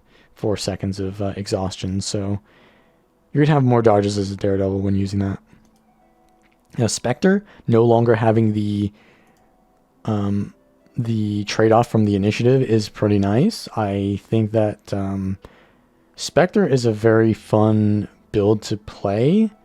And that trade-off, I never felt it was that meaningful because you just use all your initiative and then you would go into Shroud. Now, you kind of do the same thing, but when you stay in Shroud, you wait for your initiative to come back. So I think what it allows you to do, more so than giving you more burst, because Spectre doesn't really have too many ways to burst anyways, what it does is it allows you to stay in Shroud longer without capping out your initiative. So unlike PvE builds, you always want to make sure you never cap out on initiative, because then you've lost DPS because you don't gain initiative when you're at your cap. So you can stay in Shroud a little bit longer before you have to leave it, although I don't know if that's really a big deal either. So this sounds like it's like huge, because Spectre getting 3 more initiative is like gaining the trickery trait line, but I don't feel that it's too meaningful because it already kind of worked pretty well with Spectre anyways to have the Shroud, which didn't cost initiative. But the Shade Step, which was the Alacrity trait in PvE and the Prot trait in PvP and World vs. World, now has been reworked, and it doesn't make all of your skills give 1 boon depending on the game mode. It makes each one give a specific one. So healing, which is the 1 skill, it already gave healing, so it's going to give a little bit more whenever you hit the target. And the 2 skill, which gave healing and cleanse, now that's going to give alacrity in PvE and regen in PvP and World vs. World. So this is really important because alacrity on a Spectre build was gained in PvE by using all the skills. So what I would do on a Spectre is I would go into my Shroud and then I would use all of my skills, 1, 2, 3, 4, 5 or whatever, and then I would just spam 1 because it's like, well, I need more alacrity, right? And that didn't feel good to do because I wanted to stay in Shroud as long as possible, but I also kind of need to leave Shroud to use my initiative. So like it was very torn in the rotation of priority, rather, whether you wanted to stay in Shroud or to leave it. So I think this is better because now only alacrity is applied on your Shroud 2, which means that you're probably going to give a lot more alacrity from the Shroud 2, right? It's going to make up for the fact that not everything gives alacrity. So you're going to do a set rotation in your Shroud. You're going to go in, do your 2, 3, 4, 5, and then do 2 again, and then you're going to leave because you've gained most of your alacrity. You've used all the fun skills. You don't have to sit there spamming 1 in your Shroud anymore. So I think this is really good for PvE builds to make it feel like a more set rotation that's a little bit more fun and interactive. But it also gives a lot more stuff on top of that, right? It gives the ability to give Aegis to your allies, which I don't know if Spectre was able to do that before. I think you could give Aegis with the... No, I don't think you could. So now you can give Aegis as a thief with the 5 skill. You could have already gave stability with the 5 skill. Now you give more healing with the 4. You give protection with the 3. So on a PvP build, you're going to give protection with this skill only and not all the other ones. One thing though is this trait competes with the Condi Cleanse trait. And I believe Spectre was already pretty decent against conditions anyways, so I don't know if you're going to take this instead of the Conti Cleanse trait, but all of this seems really fun and a lot of different utilities to use, so I'm definitely going to try it out on all different kind of Spectre builds. And it seems like it's a general buff anyways, right? And a very nice change. Now Warrior. Warrior's Axe F1 was one of the worst feeling abilities in the game. You would leap so small of a distance, and then the enemy would never get hit by the skill. And if you did land it, it would never crit. It's like, Axe should be one of the coolest weapons to use, but then the burst skill, which is supposed to be your most impactful skill, just never did anything. So now this has 50% increased crit strike, which to me, I feel like they read my mind on this, or maybe all warriors collectively had like this bad RNG where it just never crit. And they increase the range of it, so it doesn't feel so bad when you leap the distance of an Asura and don't hit anything. And the base damage is increased in World vs. World and PvP. Cyclone Axe gives more Fury duration, always nice. Warriors need more Fury almost always. Throw Axe is going to be reduced though, so the F1 is going to get more of the damage, and the Axe 3 is going to get less damage based on the health thresholds, which I think is good because the Axe 3 was often hitting for way too much damage. Now the Axe F1 is going to hit for a lot of damage. So I think this is a good change, although it might be an overall nerf. It's going to be a nerf in terms of power level. It's going to be 100% a fun buff. A buff for funness. Always good in my book. Skullcrack. Increase the base stun duration and the scaling stun duration based on how much adrenaline you have. So core warriors are going to get more, and spellbreakers are going to get more stun from this. And the Mace 2, which was a block skill that when you block something, it would do a counterattack. But if you double cast it early, it would give you adrenaline. Now you don't double cast it for adrenaline. It now grants adrenaline when you strike an enemy, and when you double cast it, it will do a strike instead of just doing nothing. So you have to hit something to get the adrenaline, which is nice. But this is kind of a nerf to condition berserker builds, because what you would do is you would use your adrenaline in your sword weapon set or whatever. You'd swap weapons, and then you'd be really close to getting your next burst on mace, and then you'd use the double cast of the 2 to get the last bit of adrenaline, and then you would do the mace burst. So you do a double burst, really fast succession there. Now you have to actually hit something with that. So a little bit more time for people to play around that. And I think that's good because Conditioned Berserker is a really strong build right now. And it doesn't feel good to get hit by a Skull Grinder. So more counterplay is always nice. 100 Blades, more damage in PvE. Body Blow gives vulnerability instead of bleeding. This was always a weird trait because it's in Strength line, which has nothing to do with conditions. But it had this bleeding trait. So now it gives weakness and vulnerability when you disable an enemy, which is really nice. Vulnerability, I don't know how much vulnerability is going to give, but it's always nice to have more damage when you stun an enemy. And the Hammer trait is going to give you more damage in PvE. The Stalwart Strength trait is going to give you more damage in PvE. This is a defense trait, so these are both defense traits. So the Hammer Spellbreaker build for PvE is really good already, I believe, because it has just so much potential, but now it's going to do more damage. And I believe this trait was also buffed to affect mace skills now, so you can run a mace or dagger mace and hammer spellbreaker build, and yeah, this just does a lot of damage with that. It's going to do 5% more on both these traits, which you already took on that build. Heat the Soul gives increased quickness in PvE, so this is the trait that you take to get quickness. It's going to be more forgiving for quickness providing berserker builds, which I think we're already doing pretty well anyways, but I'm not sure what this is targeting at, but I guess it didn't really matter. You could probably already get perma quickness with no boon duration anyways. But this is in PvE only, right? Dead or Alive, this is the trait that gives you the healing effect whenever you enter Berserk mode.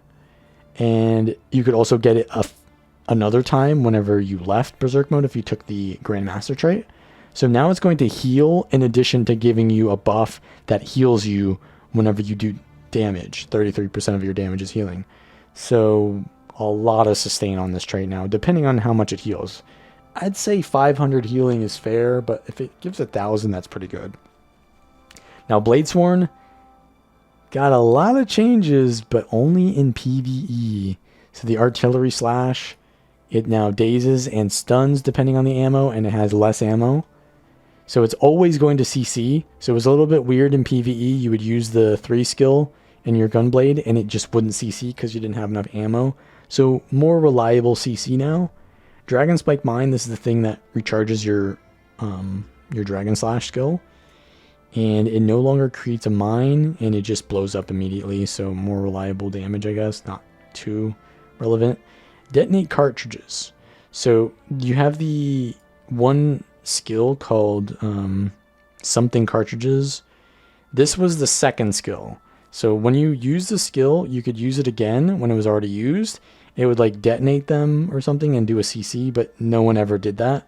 Now what it does is it will supercharge your overcharged cartridges to do even more explosion damage. So what you can do is, already this skill was used to do massive Dragon Slash damage because your Dragon Slash is an explosion. Now what you can do is you can use it twice, and so there's going to be new world records on how high your Dragon Slash can hit, because this is going to give even more damage to that, which is going to be pretty fun if you're playing this in PvE, but you're not going to be playing this in any other game mode, right? So you're going to get more flow in PvE depending on, well, it doesn't matter which one you use, you're going to get more from all of them. And this trait is going to have no internal cooldown, which means that when you use it more often than the internal cooldown, which you could sometimes do with Dragon Spike Mine, or sometimes I believe the Tactics trait, or was it the Strength trait, that, or maybe it was Discipline, that recharged your burst skill, you will now get that more often. So not a big deal, because in PvP this gives you protection, not stability. So yeah, you'll just get a little bit more protection if you're somehow getting more access to it, which in PvE you didn't really need the stability that much, although it is nice to have it so you don't get interrupted. But Unshakable Mountain, this is the master trait that whenever you use the last ammo of your ammo skills, it would give you barrier. And you had so many of these ammo skills that if you just spammed, you'd have so much barrier, and it made Bladesworns really tanky. Now you only gain barrier when you convert flow into charges while being below the charge threshold. So I'm guessing it wants you to use all of your flow, because I'm guessing the threshold is going to be like 50% or something. And so if you use it at full flow, it means that you have to wait until your flow gets to a certain point to get the barrier. And that just means that you can't spam barrier like you could before. This is definitely a nerf to Bladesworn, 100%. Lush Forest no longer has an internal cooldown. So this is the trait that reduces all of your cooldowns whenever you use the first charge of an ammo skill. It had a 1 second internal cooldown. This was not that big of an issue, but it could have been an issue when you were using skills in really rapid succession. But generally warriors have, you know, linear skills, so you weren't using them too often, although with shouts you definitely could be. So it's a little bit of a buff to my newest Bladesworn build with the rifle, which you'll definitely love to see. Now the relic here, the different relics, they've not named them yet, but let's just name this one Interrupt. You inflict a unique damaging debuff. So I see that the Impacting Disruption trait on Daredevil was buffed, and so maybe this can work with that. Let's just call this the Relic of Suffocation. So when you're interrupted, you get a damaging debuff Is that's not going to be a condition damage debuff. It's just going to be a damaging debuff. So maybe it scales with power. So it could be pretty good on a power build that likes to headshot a lot and get the impacting disruption. Seems like it's good for that. So yeah, Relic of Suffocation, that's what I named it. And relic number 2, using a stance skill, cleanse conditions from yourself. So I think of warrior stances first, although there are stances on Elementalist and stances on Ranger, Soul Beast. Actually, it's Weaver and Soul Beast. So generally, stances on warrior are good against power builds. You've got your Endure Pain, you've got your Defy Pain. And so when you go for all these stances, you have a lot of power damage countering, but not a lot of condition cleanse. So on a warrior build that uses a lot of stances, I can definitely see this. If it cleanses 2 conditions per stance, I can definitely see this being used on a warrior. On an Ellie though, using a lot of stances on an Ellie is definitely viable. And you definitely need more Condi Cleanse on Ellies, so I could definitely see this on a Weaver as well. Not on a Ranger though, in my opinion, because Rangers generally have pretty good Condi Cleanse. Now, here's another one that's pretty much the same thing, but the opposite. Cantrip or meditation skills give you protection. So cantrips and meditations are generally good for cleansing conditions. Like the Ellie cantrip cleanses conditions, right? The cleansing fire. You have the Guardian meditations, which cleanse conditions. And so this is the opposite, right? You have a playstyle that is really good at cleansing conditions. Now that playstyle is also going to be good at countering power as well with protection. So these two are pretty nice, I think, relics. This is going to be called the Relic of Sturdiness. No, this is going to be the Relic of Sturdiness. No, cantrip or meditation. Hold up, I got to come up with some RP for this. The Relic of... Because you're meditating, so you're like standing still. Yeah, so sturdiness. Because like you're sitting there meditating, and then you've got protection, so you don't get knocked off easily or something. I don't know. So that's the Relic of Sturdiness. And this is when you have a stance, you cleanse conditions from yourself. So this is going to be the Relic of Stoicism. So when you're sitting there with a stoic stance, you're also, pure of mind. You don't have any conditions, no brain fog. Yeah, so this is the Relic of Suffocation. This is the Relic of Stoicism, and this is the Relic of Sturdiness. I don't know why they all start with the letter S. Alright, so this is the first really interesting relic, though. Grant yourself a stack of might when you grant yourself might. So if you gain 1 stack of might, it's going to be 2 stacks. I don't know what the internal cooldown is, but if you gain 12 stacks of might, like using for Great Justice, then you're just going to gain 13. So I think it's really good with Herald, where you're just pulsing might nonstop. And you can get a lot of might synergy with the Devastation trait as well. So a Devastation Herald might really like this.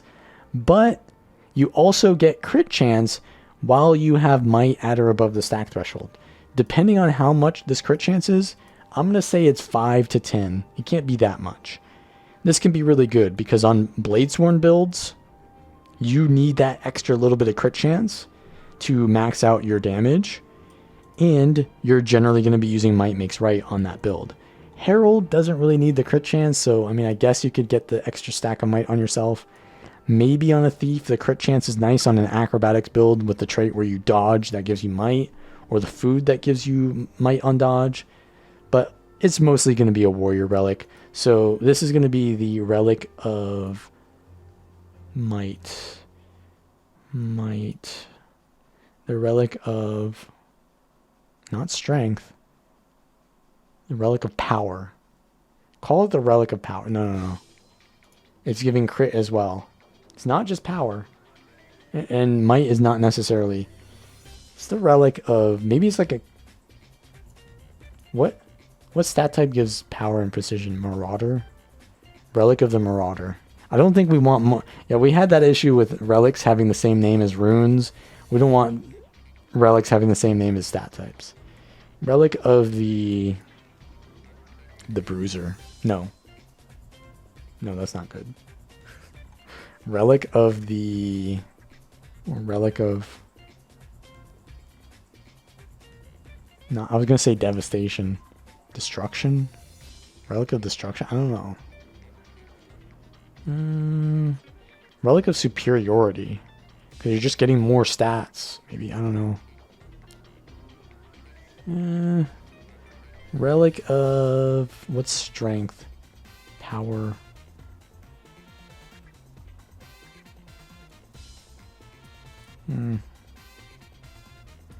Relic of momentum. There we go. Relic of momentum. Because might is all about sustained damage over time. And then once you get that, you do a big burst with your crit chance. Relic of momentum. It's the 4 skill here. Or the 4 relic. Alright. Relic number 5. So gain volatility when you successfully combo a field with a blast finisher. A field with a blast finisher. Okay, so Ellie's going to do that very easily. Engie's going to do that very easily. Blasting at the stack threshold triggers an explosion, granting increased damage. That sounds like a PvE thing. So this might be good on... because in PvE, in raids, you're going to have a lot of blast combo fields, so you can easily blast them. So maybe on... like a scrapper build. Yeah, maybe a power scrapper is going to like this damage increase. Although they already have Fireworks rune or relic. So maybe that's not better than Fireworks. But I think that, yeah, maybe a power scrapper in PvE is definitely going to like this relic. If it does more damage than Fireworks. Relic number 6. Any stacking buff? Okay, we need to name that as well. Well, Relic of Volatility. It's already named it for me. Yeah. Relic of Volatility. Gain a stacking buff upon completing certain combat triggers. When you reach the buff threshold, gain increased stats and all boons for a duration.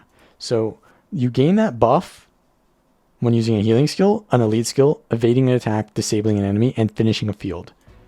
You have to do each once. So this is like the Exodia. You do the Exodia, you do once of everything, and then you go big mode and get more stats and all boons. Selly Signet Kata can do that pretty easily. That's one of the most oppressive builds in the game. I don't see that being useful on any other Ellie build though, because you don't really use your heal skill on Signet, non-Signet traded Signet Ellie builds, right? Because you take the Earth trait, which allows you to use the heal Signet, but other Ellie builds use the Signet, but not the Signet trait, so they often just let the Signet stay there. And so they're never going to trigger that unless they use a different heal skill. So it kind of favors like the more oppressive Ellie build right now in World vs. World roaming. Maybe a Harbinger. They don't really get combo field very easily as a Harbinger though. So you'd have to use a well. So I don't see it being used in a Harbinger, although it would basically be the same effect as, you know, the Harbinger's elite skill, right? So that'd be kind of cool if you get all those effects and then you know that the last effect is your elite skill, so you use the elite and then you just get double the boons. Although there's not really a synergy there. It's just more the same.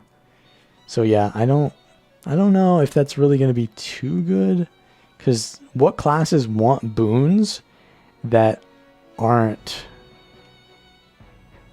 going to get it? Like, they're not going to have to change the build too much to get that. It seems very, very niche. But we're going to obviously name this the Relic of Exodia. So, yeah. I think that's really interesting changes. This is the first time in a really long time that I've looked at the patch notes and was like, wow, that's really interesting. Like the Ellie trait that makes Condi damage scale from power. The Inferno trait. A lot of different just skill changes in Engie. Guardian having homing on this. I mean, not a lot of changes in Guardian, but the Ray of Judgment is a really cool change. I think this is the direction that we want to go. It's definitely power creep, but I think it's fun power creep at the same time, and we need to stop trying to make things unfun. And the things that eventually become unfun, if they're too powerful, they can get nerfed. Like what they did in this patch. They buffed a lot of things to be more fun, and if they are too powerful like Power Block, then they nerf them and make them They're not really fun anymore, though. Like, I feel like maybe that's not the best direction. Like, there's some trade-offs here. Definitely the power block is not going to be as fun anymore. But it's going to definitely not be as unfun to play against. So, yeah, overall a good direction. But that's going to be the video, guys. If you do want to see more of these, of course, subscribe. Like the video, as always, to help me out. Press the join button at the bottom of the video next to the subscribe button. And I'll see you all next time.